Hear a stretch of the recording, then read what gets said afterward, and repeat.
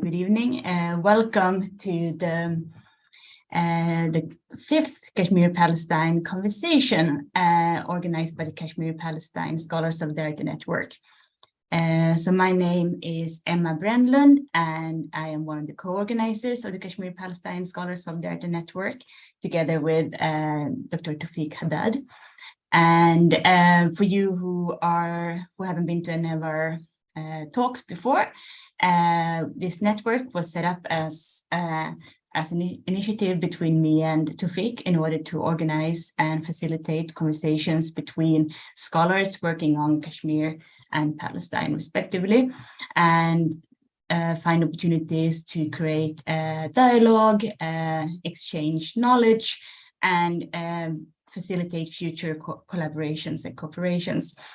And as part of this network, or one of our main initiatives has been this Kashmir-Palestine Conversation series, and we launched this back in October, and this is actually our fifth seminar on that we organize. And today's topic is colonial bureaucracies and contemporary citizenship. We have Dr. Yael Berda from the Hebrew University here. And I will give the word over to my colleague, Dr. Tawfiq Haddad, to introduce Yael. So thank you again for coming. I really hope that you will enjoy this talk. We will try to remember to remind you at the end of this talk as well about our website. And if you want to join our newsletter and our mailing list, you can email us on kashmirpalestinescholars@protonmail.com. So welcome, Tawfiq. Bless, Emma. Thank you very much. And thank you to everybody who's in attendance today. We're also live streaming this on the CBRL YouTube channel. My name is Tawfiq Haddad. I'm the director of the Kenyan Institute, and I'm Emma's partner on setting up the Kashmir-Palestine Conversation series. Today, we're very excited to have Dr. Yael Berda, who is an associate professor of sociology and anthropology at Hebrew University. I'd like to apologize to her because the description that we sent out for her actually said that she was an assistant professor, but she's an associate. She also was an academic scholar for international and area studies at Harvard and received a PhD from Princeton University. She was a practicing human rights lawyer representing clients in Israel's military, district, and Supreme Courts. And her latest book is Colonial Bureaucracy and Contemporary Citizenship, which came out from Cambridge University Press in 2022. That today, of course, will be the subject of her talk today. She is also the author of Living Emergency, Israel's Permit Regime in the West Bank, which came out from Stanford University Press in 2017. I can definitely recommend that second one. We'll hear more about the first one, but I certainly am looking forward to it now. So just a little details on how this will run. Yael will speak for about 20 minutes. And then thereafter, we will engage her, myself and Emma. And then if anybody is online and has questions to raise, please put them in the chat feature of the Zoom function, and we will get those out there. Otherwise, this talk, as I said, is being live streamed on YouTube, and we will put it up on both the Kashmir-Palestine Scholars webpage, as well as CBRL's own webpage and YouTube page, as well as Facebook. Actually, it's now currently being Facebooked as well. So with that introduction, and without further ado, Yael, please take it away. Thank you very much. Thanks so much for the kind introduction, and no worries about bios and other things. I just got tenure, which is why I became associate professor. So that's a very happy moment, especially at this time. So I'm just going to jump right in. And what I'm going to do is kind of try and give a brief overview of the book, Colonial Bureaucracy and Contemporary Citizenship, Legacies of Race and Emergency in the Former British Empire, where I am looking at India, Palestine, and Cyprus, and what happens in their transition from being colonies to being independent states, each with its own trajectory. The reason that I look at these three countries is because they all share a history of partition that shaped not only the lives of the population, but also the making of citizenship, and continues to shape till this very day. So we're not going to be talking about Cyprus this time, unless people have questions about the comparisons and other things. And I'm going to try and talk about one major chapter in the book that I call the Bureaucratic Toolkit of Emergency, which I think is something that is very much shared till this very day in Palestine and Kashmir. But before I go into the details, I just want to give a few minutes about why is bureaucracy even important when we talk about citizenship? I mean, what is this thing? Like bureaucracy, it sounds like this boring kind of mundane routine. Sometimes people think bureaucracy is neutral, so it doesn't really matter which government runs it. You know, bureaucracy is always going to be the same. We think of it sometimes as red tape. We think of it as, you know, this kind of faceless structure. And one of the things that I try and show in the book, and I'm not alone here, there's a whole very vibrant community of scholars that is looking into bureaucracy as kind of the major site of state power, state violence, and the erosion of citizen and human rights. And so that's becoming so that's and it's anthropologists, sociologists, political scientists, of course, legal scholars, but also a major contribution from historians on this level, and kind of understanding that the way we used to think of bureaucracy might be we might be missing a lot of where we should be looking for state power. So we tend to think that what happens is that there's policy or ideology, and then bureaucracy comes and carries out that policy or ideology. And basically, in my book, I'm trying to reverse that, and I'm trying to show how so many outcomes, policy outcomes, outcomes of legal status, actually are created from bureaucracy itself, from classifications and categories that are formed in one regime and then carried over to another regime. And those classification and categories continue to determine incredible things like borders and who becomes a citizen, even though no one really sat and thought about these outcomes. Now, this thoughtlessness is also sometimes very much intentional. And so this isn't about, this isn't a talk about how the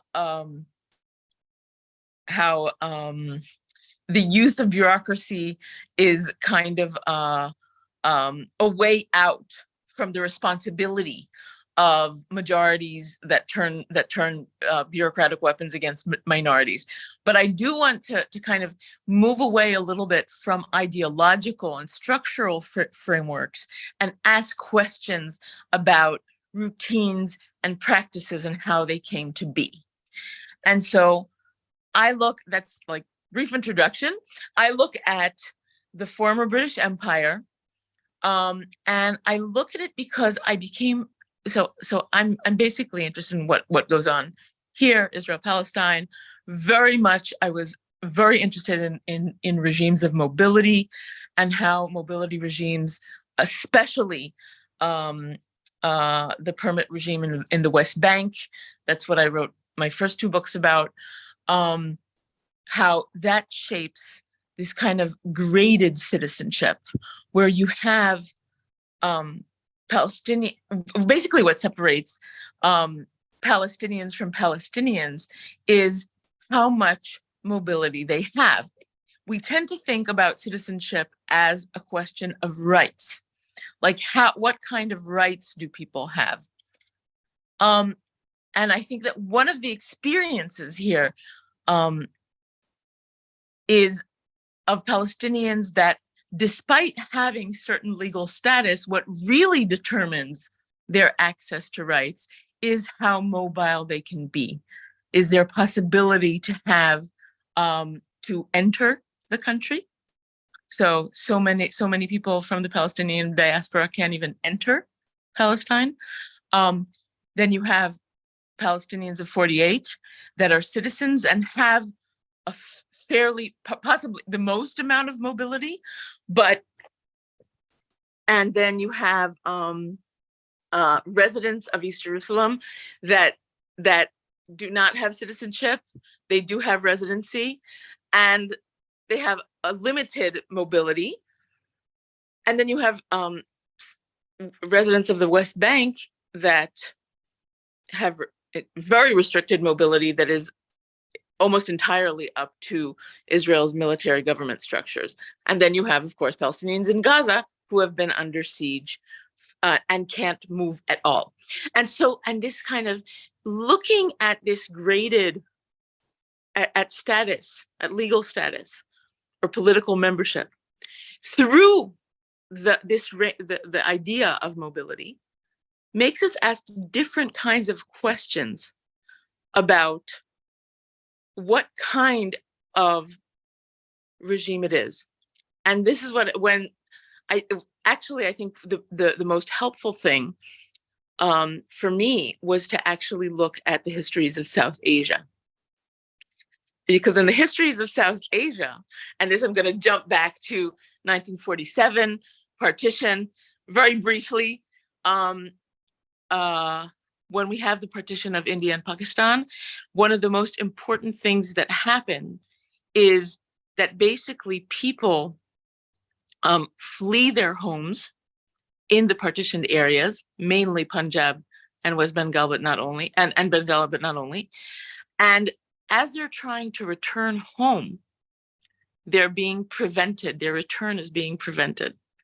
And this is the first point where I think the connection between the histories is so deep. It's not only deep from a legal matter, it's not only deep on a bureaucratic level, it's also deep on this kind of historical level where administrative means and physical violence prevented people from return. And that's where I see this kind of first connection that I think is a useful one. And then South Asian histories have increasingly shown in the last decade, how basically the graded citizenship that was created for minorities was created through bureaucratic classifications. And the bureaucratic classifications were kind of classifying people as who could return to where, based on their identity, based on where they lived previously, based on their ownership of property, all kinds of different classifications. And the major part of these that determined their possibility for return was if they were considered loyal or suspicious to the state. And this brings me to something that in order to understand that, we need to go back to the British colonial bureaucracy and its use of emergency law. Between the two world wars, basically what happens is that the Defense of the Realm Act, which was a law that enabled the British government to suspend rights, and any rights you can think of, searches, seizures, preventative detention, deportation, all these different this suspension of rights and tools of the state to prevent what they saw as security threats, but were also interpreted as political threats during the war. And this set of tools moves across the colonies, and in India develops into a massive toolkit that includes preventative detention, that includes the ability to deport one from their home, a prevention of movement, and restriction, the prevention of movement within an area, the institution of permit regimes, and a whole other array of what we today would be called counterinsurgency methods, but were actually a major form of governance of the colonial government in India as it was trying to combat the uprisings. And this toolkit, it really develops in different parts of India. Suspect lists, the use of suspect lists from a very tiny list that began in 1914, basically looking for outlaws, into this massive blacklist that was sent to all districts and all magistrates, and which would then prevent people from moving from place to place based on their if they were on the suspect list or not. Now, it's interesting because a lot of times we think of suspect lists as wanted lists. This is not the case. A lot of the monitoring of suspects in British India was in order to curb their mobility and not to arrest them. So I see the kind of the toolkit of emergency as a wide range of possibilities to combat political dissent from the very basic organizing at a community level to militancy. So it's that whole range, and it goes from preventative detention to include all kinds of supervision on mobility. But this whole structure that I call the bureaucratic toolkit of emergency, that then moves to Palestine, which I'm getting to in a minute, is based on this idea that one can classify different populations not only based on their race and religion and caste, like we all know. I mean, we all know the British preoccupation with not only British but all colonial regimes are preoccupied with this kind of making populations legible, understanding populations, mapping, classifying. There's so much work on this, right? The types of classification. But there's another type that is much less discussed. And that type is a classification that I call the axis of suspicion, that is basically looking at loyalty and threat. So you had categories of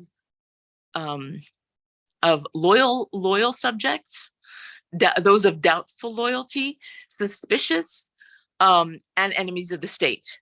And this actually gradually, these become real categories, that they're not as obvious as the categories of race and language and religion, but they become, you can, and this is one of the things I found in thousands of forms of applications and recommendations for visas and foreigners' registrations, is basically this kind of rubric that is classifying people not only according to their demographics, but also according to their loyalty or threat to the state. And that axis of suspicion is the basis of this bureaucratic toolkit of emergency.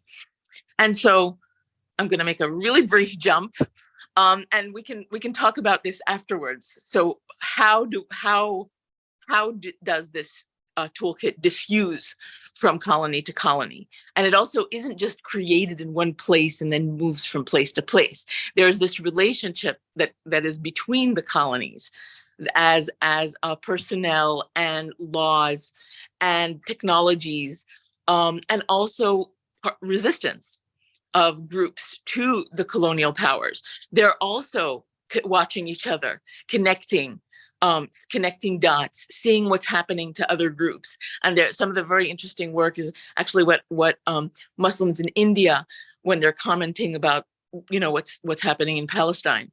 And they're referring to the same emergency laws and anti-terror laws that, that originate in Bengal. And so the kind of connection is not just the connection of the colonial power moving things around and shifting things around. It's also this kind of relationship between these types of technologies of rule and the resistance to them. But so the big movement of the toolkit of emergency that was very developed in India is actually around the Great Revolt. So there was an emergency law that could be used from already 1931 in Palestine, but it was secret and unpublished. And only in 1936 are the emergency laws fully transferred.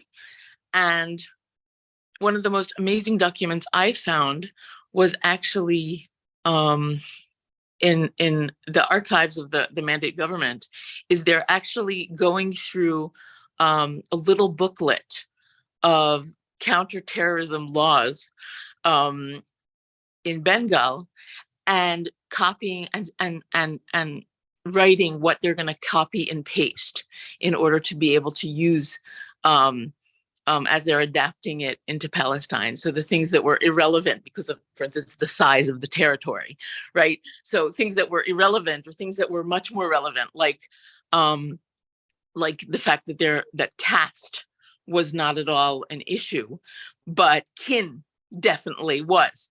And so all kinds of adaptations that you could see how it wasn't just a source of inspiration, it was literally the same law. It's a copy and paste. And that document and some others kind of led me to think of this as a bureaucratic toolkit that moves. But I'm okay.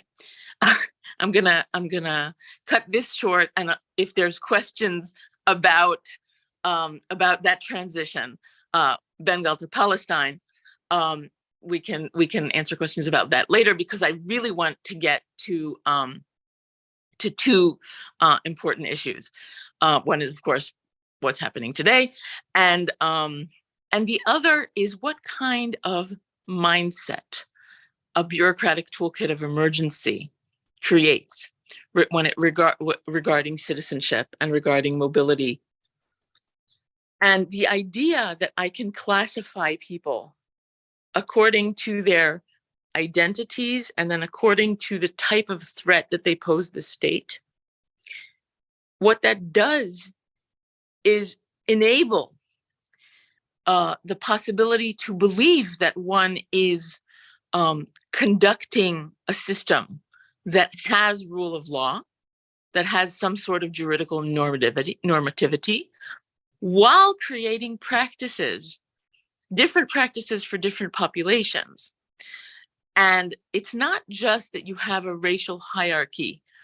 So you have practices based on race, is that you're actually matching between different types of bureaucratic practices and the groups that are divided not only by race, but also by the level of security threat that they pose. And once this begins to take hold, it grows exponentially. So it's not just that you have a set of 4 groups, for instance, that you're going to have practices for, but you're going to be able to consistently create more and more practices that separate different groups and give them a different matrix, a different set of rights for mobility, a different set of legitimate times of detention. And one of the things that we see is that also these kind of ideas also take hold after the regime change. And so I'm gonna leave that there. And of course, if people are interested in kind of the transference, what happens in the transfer of the colonial toolkit from colony to independence. That's another window we can open in questions, but I really want to jump to what's happening now, because I think that for a very long time, so Palestinians, since before the inception of the Israeli state, basically all of the practices that are related to mobility and counterinsurgency are also related to settlement and colonization. So it's all there. So the supervision over population, control over population, is always also about being able to colonize land, and which in India was a very different case, where because it was not a settler colony, the kind of carceral colonialism and the types of supervision and extraction, even when you have this same bureaucratic toolkit, it has different kinds of uses. And one of the things that we see in the last, I'm going to say accelerated in the last decade, is kind of the transformation of the carceral colonial the bureaucratic toolkit of emergency is not only carceral, but is also framing the new settlement policies and the settler colonial policies that are entering Kashmir and have accelerated in the last 3-4 years the most, both in terms of allowing so the annulment of Article 370 and the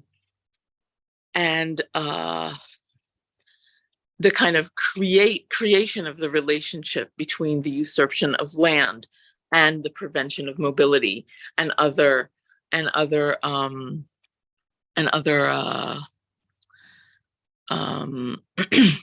counterinsurgency measures. Now, one of the important things that I'm going to open up another bracket and see if we can go into that too, is the issue of citizenship and registration, and how in India we see this with the Citizenship Amendment Act and the new registration practices, how registration is being used to prevent people, so to deny people citizenship, to prevent them access to citizenship, and also to strip them of citizenship.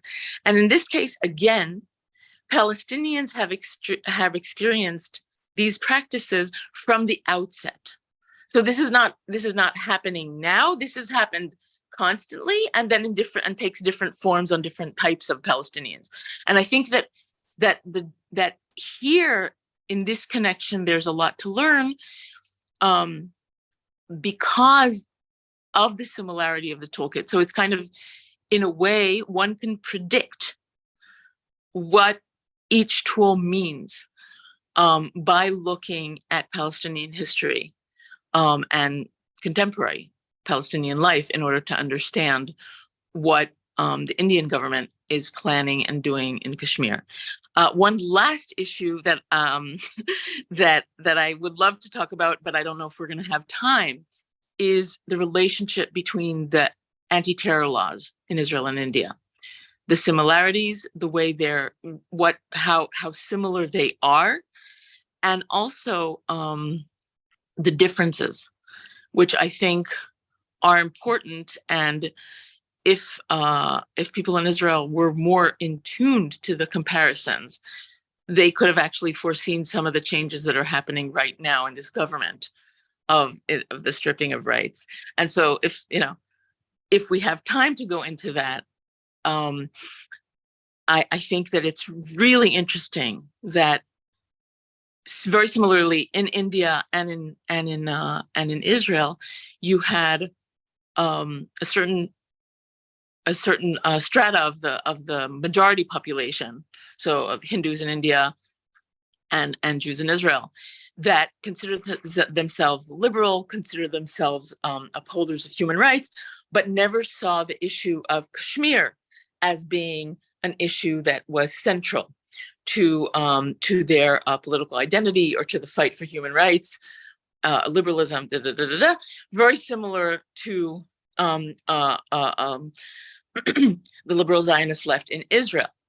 And in both cases, a lot of the practices that were practiced in these areas are slowly, very slowly, and trickling and causing certain parts of those populations to kind of wonder about the connection between the state toolkit that has been used in against opposition in Kashmir, against opposition in Palestine, and how that relates to the authoritarian changes that are taking place now on the majority population. So that was a lot. And so it's basically an invitation. We could go into each one of those subjects. And whatever you think is most interesting to the network. And also I invite questions from anyone. Well, thank you so much for a fascinating talk.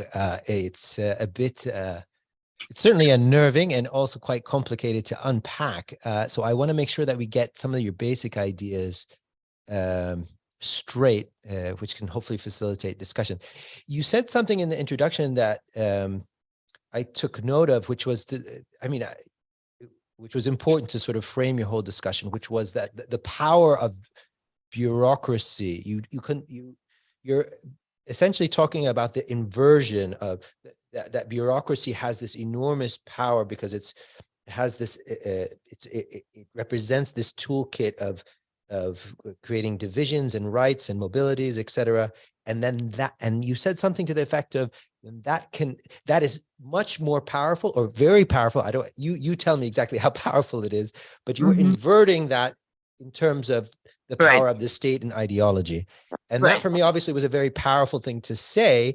And I want you to explain and expand upon it a bit more, because you even went to the extent of saying that it has the power to determine borders. And what else did you say? Something like that. Citizenship.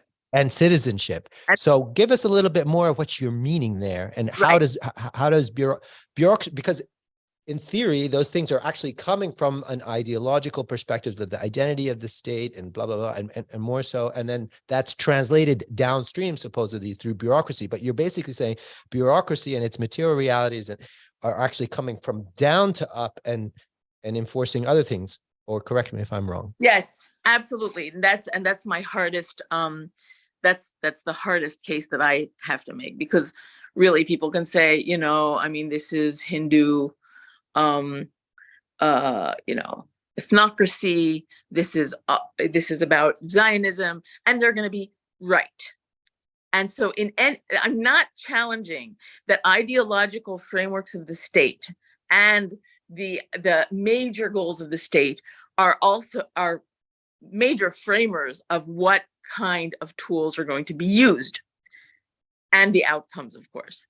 However, and this is one thing that I think that we gain by making comparisons and connected histories, is that these tools are not singular. And we have to look at these similarities and say, hey, look, these ideologies come from different places, right? They're trying to achieve different goals. And yet at the end of the day, what they're doing looks very, very similar over time. And this is why looking at regime change from a colony to independence, and then looking again across 60 or 70 years to what's happening now, I think that's what can make us question, is this really only about ideology? Is it only about political structures or even economic structures? What is at work here that gives the state so much power to continue doing things that it also said that it was so against? And I think that, so for me, one of the most interesting things was to find consistently. So you have people that are fighting, fighting against emergency law in both in India and in Mandate Palestine. And some of these are very, very famous because they're ironic. And so you have these quotes from people from Jewish lawyers that are going to go and become ministers of the Israeli government, and they're calling the British emergency defense regulations Nazi laws. They're saying, oh, how could people use this? What do you mean deportation? What do you mean administrative detention without trial? How could this even be? And of course, it might be tongue in cheek. It might be really just trying to delegitimize the colonial government at the moment. But this also happens in India as people are fighting against the emergency laws. And then what happens is they come into power and they're using those exact same laws that they fought against. And then you could say, okay, fine, this is pragmatic. But one of the reasons that they're using these legal weapons of war, if you want to call them, that's actually a quote from one of the legal advisors, is because there is a bureaucratic structure that is already at work. And it's a very useful structure if what you want to do is control population.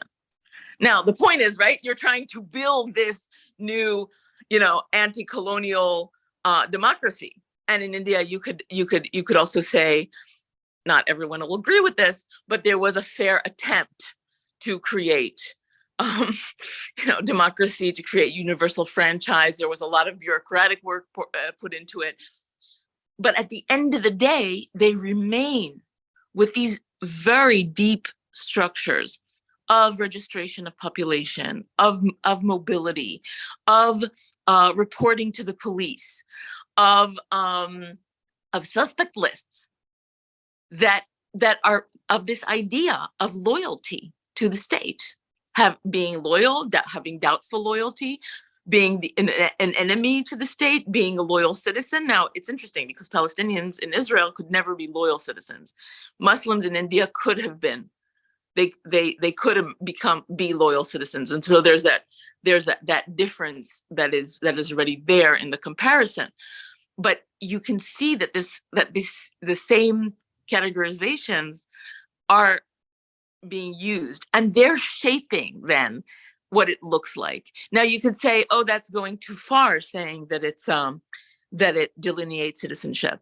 But it depends what you mean by citizenship. If you mean yes, but the kind of having a passport, yes or no, then you'd be right. But when we talk about citizenship as the access to different resources, then I think yes, absolutely, the bureaucratic toolkit is defining who can be part of the political community, and especially through the security laws. And this in Kashmir is something that you really can see.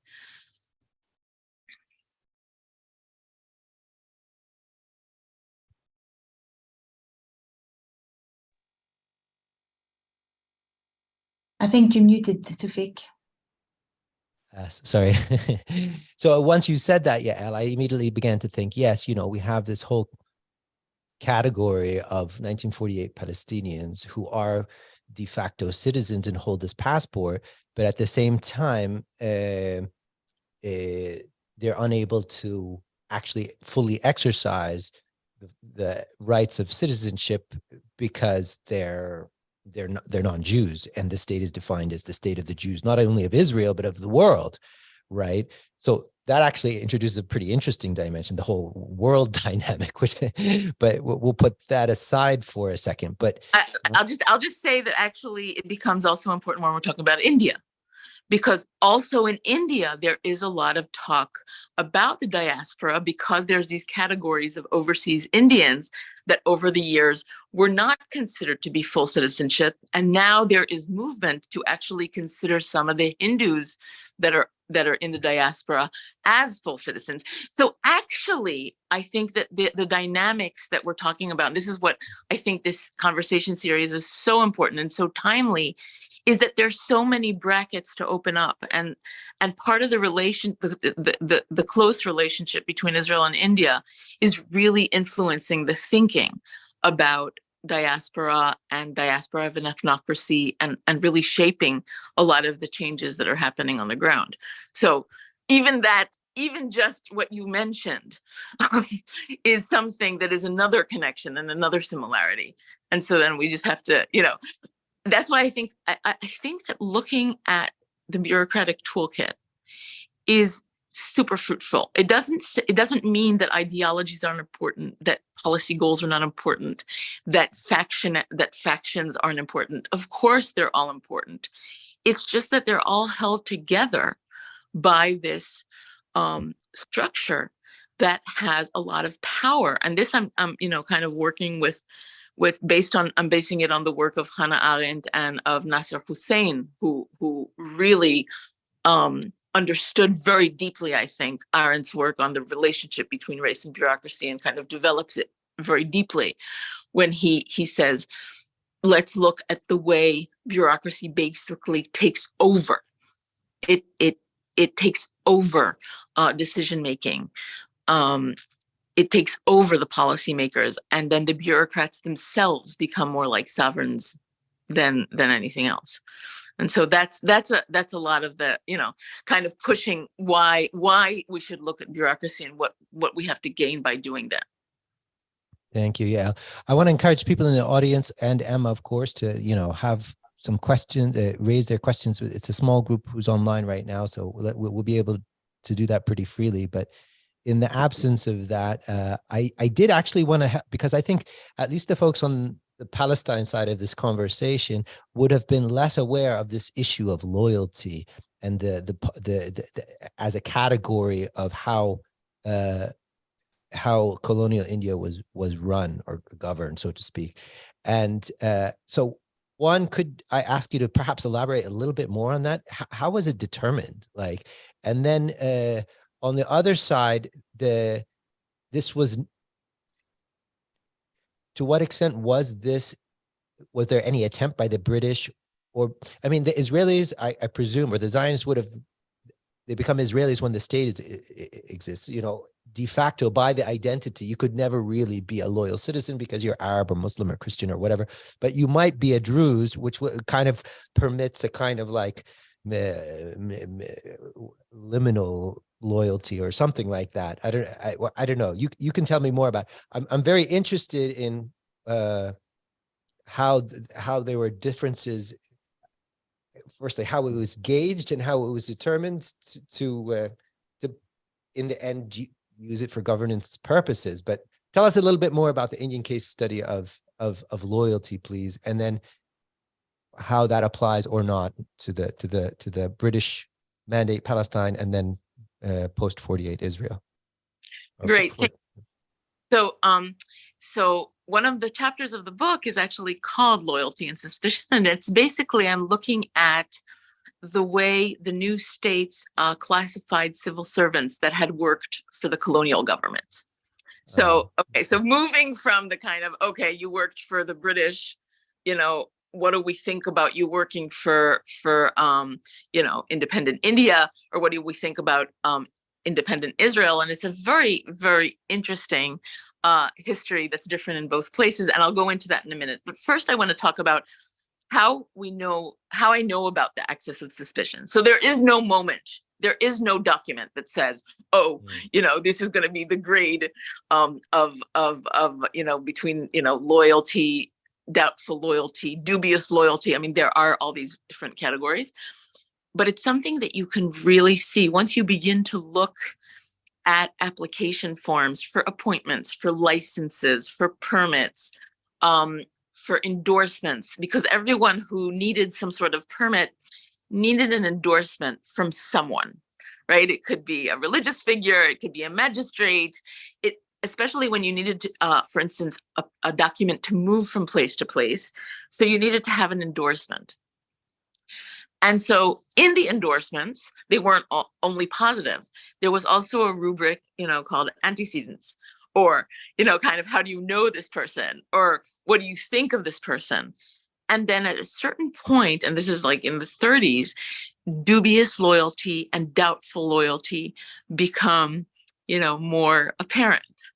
And questions about origin, like, the parents are not from here, they migrated from a different place, so really we don't know where their loyalties lie. And the word loyalty becomes more and more in use as people are being described.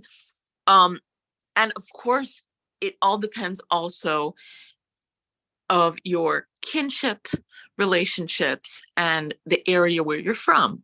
Of course, if you're from an area where there's heavy political opposition, or where there's heavy unrest, or where there's riots or strikes or whatever, cartels, if you're from these areas, then automatically you also become more suspicious. And then you could see in the correspondence how then a certain place, and we know this very much from just, everyday Palestinian experience.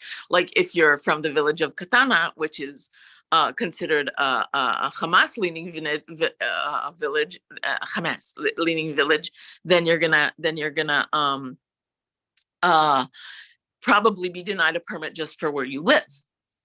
And this practice is actually, and this for me, this was what was so fascinating, was actually coming from legal practice and seeing it at work in present day Palestine, and then seeing this in like files from 1936 in India. And you're just like, wait a minute. So there is this similarity here. Now, once you kind of figure out this kind of axis of suspicion of, certain castes, and in India, there's this whole thing about criminal tribes. I mean, this is not a new story. But what is very, very fascinating is the fact that it does become, these categories solidify. And then being loyal or not loyal becomes a real thing that then prevents you from having the documents that you need for movement, for livelihood, for different things. Now, coming back to civil servants and what happens there, actually in so you mentioned that it's obvious that in 1948 people got citizenship, but they could never be loyal. So I think that's true, but definitely, for instance, a few days, there's a protocol of the Situation Committee a few days before Israel is declares independence. And the Situation Committee was kind of a very tiny committee of the Zionist of the Zionist committee that was in charge of the transfer of power from Mandate Palestine to the new state. And as they're trying to put together the state administration, they're actually thinking that many Palestinians that work for the Mandate government can continue to work for the Israeli government if they're mid and low tier. Now, only 4 days later, and it's obviously why, right? Because all hell breaks loose. The Palestinians fall off the map. They're no longer legitimate possibilities to work for the new state. But this is with days of difference. So it actually, and I think this is a really interesting thing to look at. There's a similar document that in which there's like some partition expert, an expert committee on partition, and they're talking about passports and documents. And they write very clearly, we don't think you need separate passports for India and Pakistan because we don't really think that it's going to affect domicile. And, it's not going to affect domicile because you can have partition and people are going to stay wherever they are. And you look at this document 3 weeks later and you like, and you can't believe it. Like, you people had no idea what was going to happen. That the most important thing was the document that one carried, and for the possibility to return to your home if you fled violence. And so, there's also that issue of, the kind of perceptions of the future and perceptions of what a regime change is going to bring. And that kind of works with the perceptions of loyalty because it changes very quickly. And even if Palestinians would never be full loyal citizens, there's some moment where they're imagined to be like, I don't know, half loyal, or less suspicious. And then that changes immediately, and then falls off the map. It's quite fascinating because what you were saying, because I studied myself like the Oslo peace process and the attempt to establish a Palestinian Authority over the last 30 years, et cetera. And an important condition that the Israelis put on the PLO when they came in was that I think it was 20,000 civil administration employees. So for folks who don't know, like the West Bank, for the OPT, the Occupied Palestinian Territories, West Bank and Gaza, were run by a civil administration, which still exists today in the form of something called COGAT, but actually the actual running of the towns and cities like Ramallah and Nablus, whatever, there was a bureaucracy that the Israelis had established in these towns to do things like driver's licenses and not citizenship papers, but the different bureaucratic dimensions as of affecting or mediating the relationship between the Israeli occupation and the local population. Mm-hmm. And Israel enforced upon the nascent or the Palestinian Authority to be that these 20,000 employees would be absorbed into the Palestinian Authority. And what's interesting about that is it's like Israel, I don't want to speak entirely ill of these people because it doesn't mean that all these people are totally unloyal to the Palestinian cause or people or whatnot, or are necessarily servants of Israel's agenda.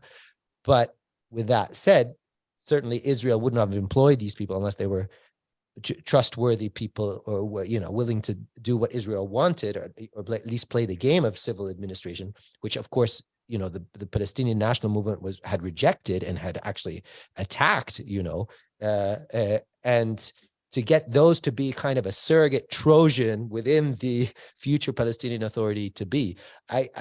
There's an interesting study that somebody should probably one day do if someone in the future actually sees this video, which is to understand what actually happens to the civil administration employees in these towns over the long durée, so to speak. If you have anything to add to that, I'd love to hear it. No, it's amazing. It's just amazing because one of the things that happens actually in Israel, the very early years, terrible things happen to the civil servants of the mandate government. Basically, what happens is that they set up purification committees, literally called purification committees, in which civil servants that worked for the mandate government have to be vetted. And they're vetted by this committee. Now, if you worked for the Zionist Yishuv, you can work for the new state without a problem. That, goes without saying. But if you're Jewish and you worked for the mandate government, then you have to be vetted by a committee. And the committee asked for anonymous letters from the public. So this is Jews, not Palestinians or anything like that. This is Jews. This is Jews.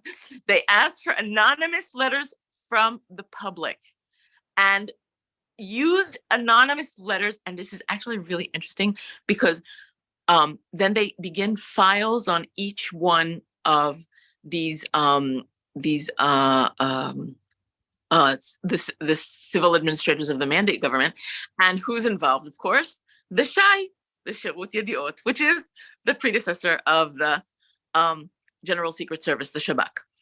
And so they're fully involved in kind of these committees and the purification. Now, one of the amazing things in the correspondence is that some of these letters are ridiculous.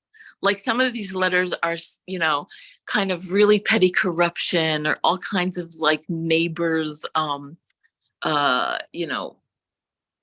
do you call it? Like neighbors fights and all kinds of tiny things. And also, for instance, saying that one got along with his Palestinian counterparts within the mandate government also disqualified them as being disloyal. So the fact that you actually managed to work with different people and make things work within the mandate government also disqualified you from taking part. Those that were the most affected were actually the police officers. So the Jews that were part of the British police. This is actually, it makes a lot of sense, happens in Cyprus as well, that Turkish Cypriots that work for the British government are then, viewed as disloyal. And so, I mean, and then, so about 200 former policemen are dismissed, and they have huge protests, and they try and set fire to like one of the police stations, and there's a whole thing in the Supreme Court. I mean, this is a very dramatic issue, and it's all about this kind of classification of loyalty and suspicion. That basically what happens is that these nascent governments are using the toolkit of the colonial British government to vet their new civil servants, and it's really interesting.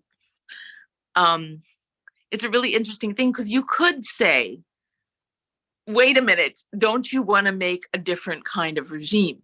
Like, don't you want to kind of move the furthest away that you could from the colonial regime that you fought against?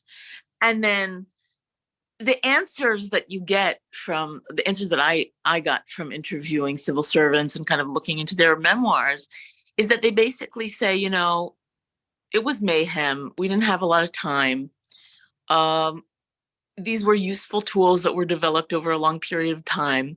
We didn't really think about, the political effect of using these things. And many, especially in India, there's a beautiful archive of the memoirs of many, many civil servants that is in Teen Murti in Delhi, if people are interested. And they've been asked, there's this oral history project trying to recover a lot of the memory also of the mid-tier and the lower tier bureaucrats.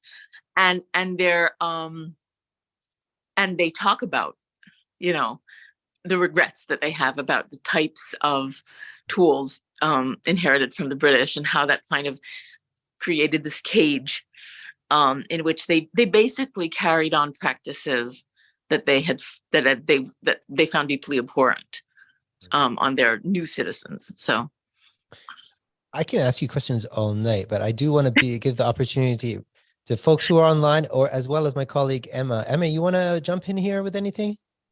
Yes, sure. Thank you. Well, thank you so much. Yeah, this is so rich and really fascinating. I'm just sitting here taking notes, and yeah, I don't really know where to start, but I would like to hear a bit more about, you mentioned the emergency laws, the one from the 1930s, and particularly looking at the Indian context, and see how, I would be more interested to hear how those, your argument or your thoughts around how those emergency laws translated into post-colonial or independent times, but also thinking about the 1978 Public Safety Act in India, and then of course the Armed Forces Special Powers Act, the 1990s, and have been used both, of course, are in place both in Kashmir but also in other parts of India where there's resistance against the sovereignty of the state. So maybe you can start talking around that point. Thank you. That's great. I have an article in Security Dialogue that is how security laws shape citizenship, and it's really about that. It's about kind of these legal histories of the emergency laws in India and in Palestine and then Israel, and how what remains and what stays. And so I want to talk about two different things. One is that India makes the decision to turn the colonial emergency laws, for instance, the preventative detention law of 1952, was basically to take the British colonial law and then turn it into major primary legislation in India. So they're kind of making the law for their own, and it's the same with the Armed Forces Special Powers Act. I mean, the Armed Forces Special Powers Act begins as an ordinance in 1942. And then only in 1953, it becomes an Indian law, and when they're using it for Assam. Now, for instance, public safety acts they were colonial law. And what happens is in the 1935, where you have kind of the first stage of independence in India, the first transfer of power, there's an expectation that the public safety laws will be annulled. But what happens is that the councils actually use them again. I mean, they continue the use of the public safety laws, despite the fact that you have Indian ministers in power. And this kind of, and this is a very different story than the Israeli story that I'll go into in just a second, where the law, there's Israeli primary legislation, and the colonial emergency laws are still enacted, but separately. And so, and the story in India is different. So they really, it becomes part of Indian law, becomes also almost part of the constitution, in some levels. And then what we see is kind of a political fight where you have resistance to the laws, and they kind of the shaping of MISA, and then later on UAPA. And so what you have is it's constantly using the same toolkit. It's always the same toolkit. These were all of the tools, all the tools that are in India's emergency laws originate in colonial emergency laws, and then it's about the kind of political fights around them. So where things are enabled and where they're not, and a lot is about, of course, right, where the state convinces the public that there's legitimacy to use these laws against certain populations, and be it Naxalites or be it in Kashmir. And then you have these kind of certain laws that are structural to the governance of an area. And in that sense, I think it's important to understand that emergency law is not just a law. It's a bureaucratic structure that you kind of put it on. You kind of put on a government of a particular place. And those of us that are aware, just to make it clear. So Armed Forces Special Powers Act, what that basically does is say that the military can come and aid the civilian governmental structure, creating this kind of hybrid where there's, on the one hand, complete impunity. Complete is never true. Almost complete impunity for armed forces that are being called by the state government to help, or of the state government, be it the state or the province or one of those things. And so what that does is it doesn't just say, oh, we can use these particular articles against particular people. It means that a whole territory is designated as a disturbed area. It means that from the moment a territory is designated as a disturbed area, and Palestinians know this very well, then rights are suspended. You'll have a permit regime of some sort. Access will be prevented to enter. Access will be prevented to move within. People are going to be checked. Then there's all these issues with property that we won't get into right now. But I think that's the most important thing to understand about the relationship between the emergency laws and how they create citizenship, because what they're doing is imposing a bureaucratic regime on an area or a population. And it's very different than just having a tool of a government against, offenders, right? Or militants. And that's what we can think it sounds like. And of course, it depends on your politics, what you're going to think about those two. But it's a very different thing when I declare an entire province as a disturbed area as the state, and then basically most laws and most rights are suspended. And what does that mean for the citizenship of the people that live there? So that's India. Now, Palestine, the story is entirely different. you have a set of laws, and then you have, I mean, you have a major law that says, okay, basically all the laws from the mandate government are going to continue, and in that way you have continuity and succession of the state. But you and there's some security laws that are primary legislation, but most of the laws that are used against Palestinians from the inception of the state are from the emergency defense regulations and manifestations of it in various ways. Regarding population, when it's about land, then it's a whole different story. And this is also during the military government. If just to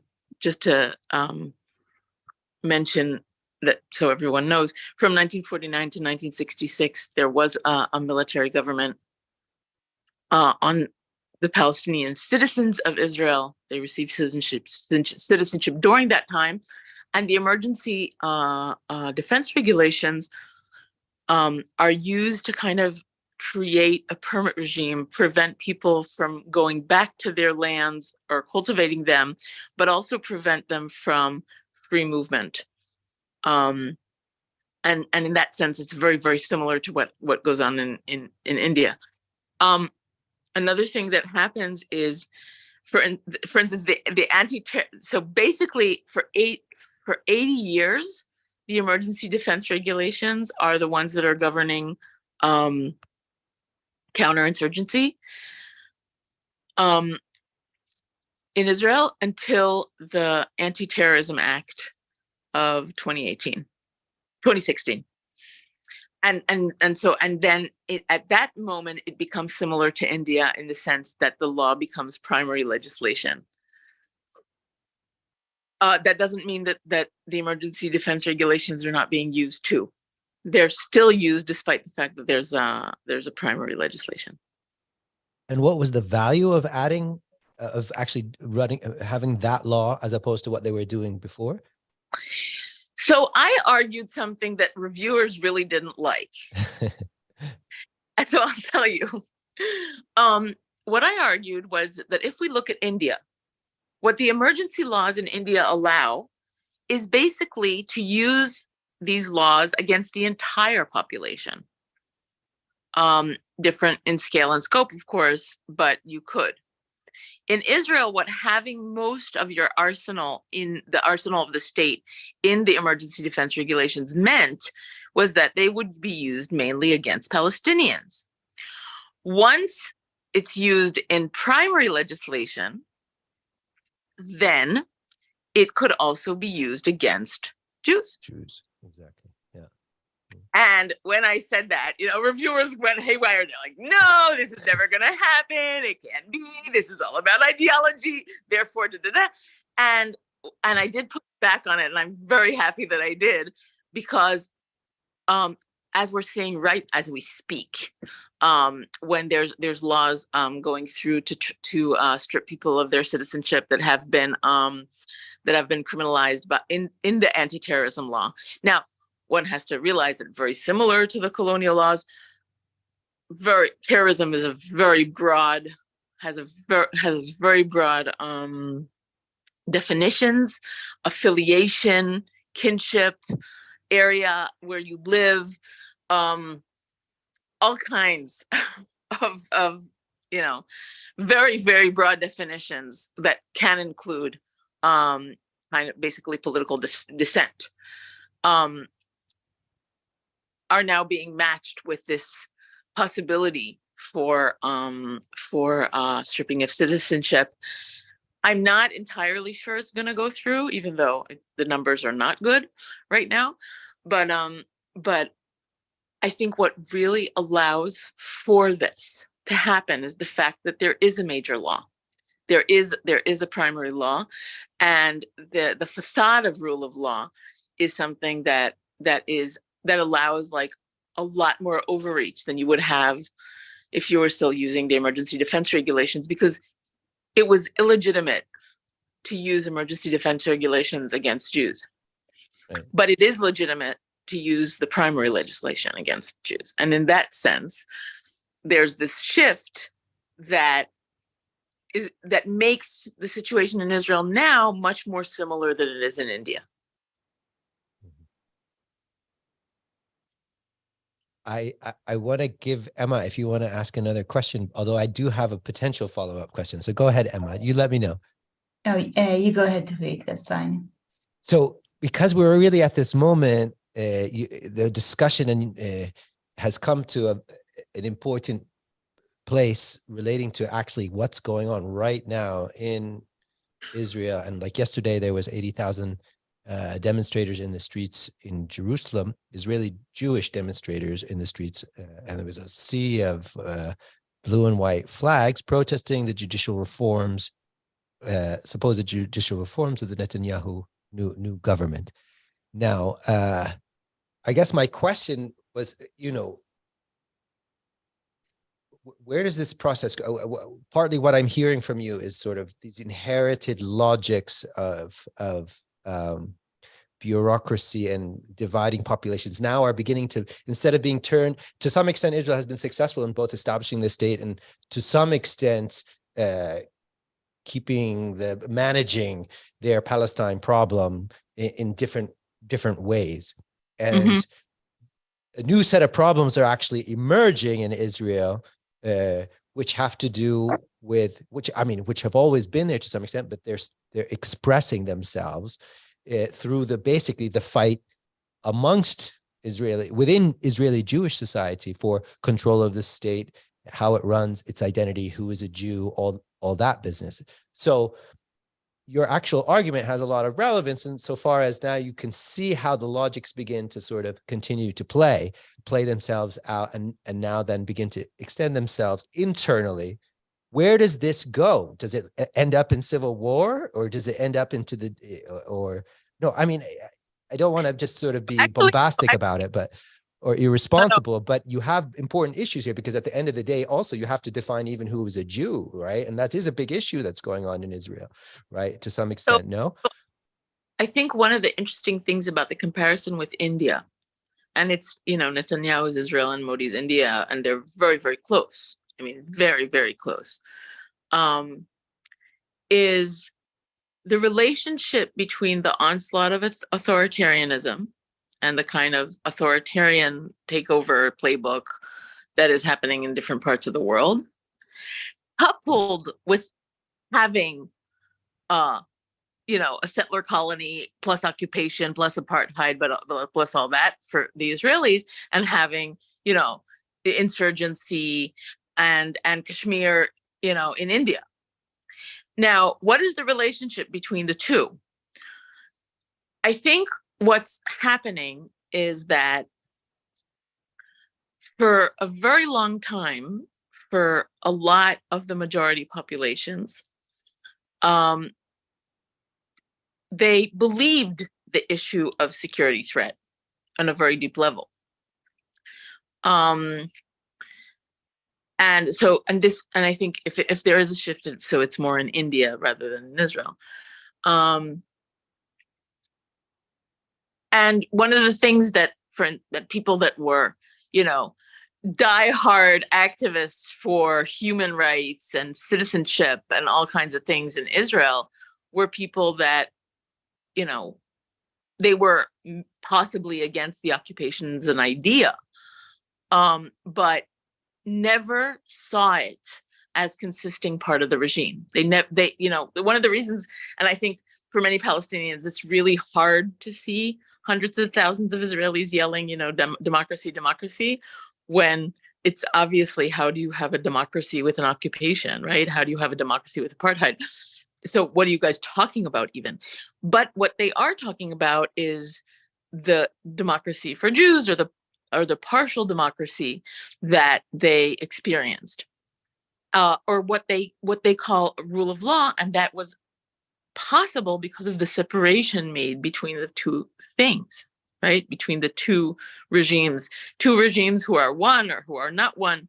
There's the wonderful book by Adi Ophir and Redi Azulai called "The One State." I don't remember the name now, but there is there was this idea of the separation that it was illegitimate to bring in the tools used against Palestinians to control, civilians in the occupied territories to then, use against Israelis. And basically, part of the erosion that is planned now is going to do exactly that. So basically, you have this toolkit, you have a bureaucratic toolkit that is already very extremely sophisticated, extremely powerful, that you could literally push a button and then make it go, not just on Palestinians, but on, others as well. And so in that sense, I think something's happening to that understanding. It's not, that doesn't mean that people are now fighting against the occupation. Like, if you could think that would be the first outcome, that people would say, hey, I now realize what's happening. I will now, fight for democracy in the whole territory. But that's not what's really happening. I mean, there's a small minority as usual, but not something significant. In India, I think a similar thing happened, but I think there's a much deeper realization on part of the Hindu liberals. And for a very long time, Kashmir was a taboo issue. So even if you were totally pro-human rights, and even constitutional lawyers, they would steer away from the Kashmir issue as, a kind of security issue, a kind of it's somewhere else. And I think they're realizing that so much of what is happening right now in India is coming, so much of the surveillance apparatus, so much of the attack on political dissent is coming from the bureaucratic toolkit used in Kashmir. And I think so that I'm not sure about this because this is much more contemporary, but from what I'm hearing from people, there's much more of an awareness of the relationship that's happening now. But also, one has to say, right? So Indians, or not, many people in India have much more awareness of the tools of colonial rule and how they're used, because it's part of a history, right? So it's part of an anti-colonial history. And that's entirely lacking in kind of Israeli psyche. And so that comparison, even though a lot of things are similar, there are certain things that happen in India just because it's ingrained. And in Israel, it's very far from it. Yael, I think that's probably a good point to stop. We're already an hour and 20 minutes in it, but you've opened up so many different subjects, and I don't know, very fascinating. Yael Berda, hold on, I got to pull up your bio. You've been listening to Yael Berda and the Kashmir-Palestine Conversation series number 5 on the subject of colonial bureaucracy and citizenship. My name's Tawfiq Haddad. I'm going to just pass off to my colleague who we put together this Kashmir-Palestine Conversation series, Emma Brandlund, who is right now somewhere in Europe, right? Where are you, in Sweden, no? Yes, I'm in Östersund in middle northern Sweden. And it's been really amazing and in such an insightful and interesting presentation. Thank you, Yael. I'm looking forward to getting hold of your book and reading it, as well as the references that you mentioned, the Secure Dialogue article. So thank you so much, and thank you to the audience, and thank you to those watching live on YouTube and watching this recording afterwards in the future. So it's been great to have you all here today. So I think for our next event, keep an eye on our website, Kashmir-Palestine-Scholars.org. We hope to organize an event on the 15th of March and are just finalizing some details. Yes, keep an eye on our website, Kashmir-Palestine-Scholars.org, as well as you can email us on Kashmir-Palestine-Scholars@protonmail.com. gmail.com. So thank you, everyone, and have a lovely rest of your evening. Yeah, thank you, Yael. Take care, and Thank everybody you, have a Yael. good evening. Yalla, ciao, folks. Bye-bye. Thank you. Bye-bye. Bye.